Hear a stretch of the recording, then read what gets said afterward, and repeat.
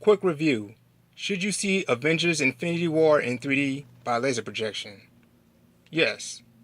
Laser projection enhances the visuals and 3D effects of this movie. Layers of visual elements were more noticeable. Scenes with less action seem to stand out more this time than in my first viewing. I mentioned in my first review that the 3D in the first two-thirds of this movie was just okay.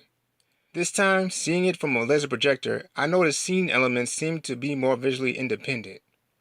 Fire, smoke, dust, and other small airborne particles were presented better. Even furniture in a scene of someone's home stood out to me. There is one pivotal scene in the middle of the movie where the action was slow and not frequent in a wide open area.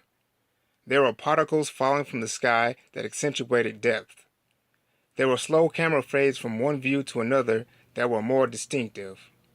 On my first viewing of this scene in standard 3D, I was more engaged with the plot development.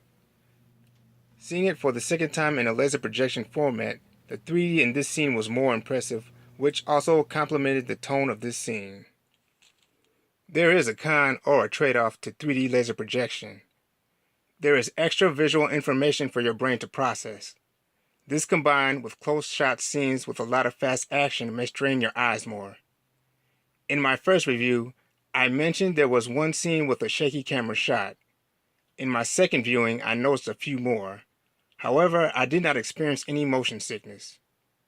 In conclusion, despite some brief moments of visual overload, if you go see Avengers Infinity War in IMAX or some other laser projection format, it will be worth seeing it in 3D, and vice versa.